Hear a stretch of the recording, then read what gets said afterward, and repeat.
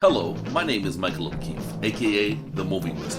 If you enjoy this interview and want to hear more top-notch film industry conversations, please press the thumbs up, subscribe to this channel, and hit the bell to stay in the know. David Raboy, how does it feel to have completed your first feature film? It is a wild feeling. I have to say it's quite surreal. This one in particular was a long time coming, and to see it on a screen here with people is crazy. I mean, just because it was something that I'd spent so long with, and just to see it in a finished version is, it's a dream. It really is. Yeah, but I mean, it is the dream, right? You have a movie play at a big festival like this. Yeah, I mean, it's. I feel deeply, deeply lucky and very thankful to Toronto. That's very nice. So can you explain the story, or maybe the expressiveness of the story for your film, The Giants? Yeah, sure. I mean, In the most general sense, it's about this girl's last summer in her small Georgia town, and on the same night as a series of killings begin, her sort of this mysterious first love of hers has come back into the picture, and this eerie sort of coincidence.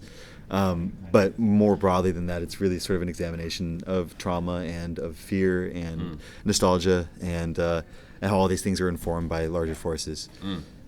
Was this subject matter researched, or was this kind of coming from lived experience? Yeah, I mean, certain things obviously not, but like, yeah. Yeah, it's all from lived experience. There's some interesting sort of connections I have to the darker end of the story. I mean, in the town where I grew up, which was like a largely pretty idyllic place to live, there were these two murders a few years apart that were completely random and sudden, and I knew one of the girls. I had like French class with her, and it was like she was a sophomore and she was a senior. I was a sophomore. In the year after we had French class together, she went missing and turned up in the woods, and she had been murdered, and it was horrible. It was like a terrible tragedy, and it just it made me re-examine everything about sort of my life and where I grew up and just what's possible in life. It was crazy. And in that sense, I'm connected to the larger genre elements. But beyond that, I felt that tension between my life and the possibility of that kind of violence. I started to notice that in a lot of other things, in a lot of personal space in my life. So a lot of the entirety of this movie is me trying to examine and exercise these personal things that I've just been trying to understand. One thing that really struck me were the visuals. Sure. So how did you get those colors? How did you make it, like, get that lighting down just like that, make it look just that way? Sure. A huge part of it is the fact that we shot on film, which was something that we were always going to do. We shot on 35 and 60 millimeter. And the cinematographer is like my best friend in the world, and we literally live next door to each other. And so we've been trying to get this movie made in earnest for like the last 3 years, but I've been writing it since 2010, and we've just been talking in that whole time about this movie sort of obsessively over the details, over the references, and the sort of light that we wanted to create, and then we just went and did it. So how would you describe the visual style, though?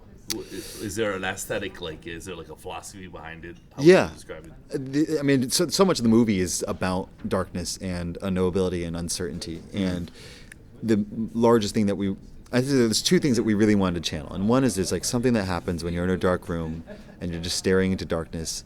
It's not the absence of images. Like, you still see something and you imagine something, and I think one of the biggest things that we strive to do is to create that sense of something existing in an image that you can't fully see, and there's something just beyond your sight that you can feel but you can't put a finger on. And that's a big part of why we shot film, is because grain allows you to do that. And the other thing is, we just really wanted to create a really palpable sense of time and place, and Georgia in the summer and like hot summer nights. That was a huge thing for us, and so I think a lot of what we do is just tries to channel that. Was everyone a professional actor, or were there some like authentic casting? Yeah, there were definitely some local castings. We flew in sort of our core crew from New York and Los Angeles, then we cast locally in Georgia, and just picked up faces along the way as they inspired us. I always like that. Yeah. It gives you like that tone, that sense of like there's something real here. I mean, there are people that you just can't make up, and exactly. you wouldn't want to fake that. And honestly, I just wish we could do more. And next time around, I'm super interested in casting people who just, some people's faces just tell their own story, and I think that's a beautiful thing. I think like in Raging Bull, where Frank Vincent is like sitting around at the table, like all those guys are mobsters. Yeah, exactly. And you couldn't dress them like that if you wanted to. They bring their own thing for sure. Yeah, exactly. So how do you coach performances?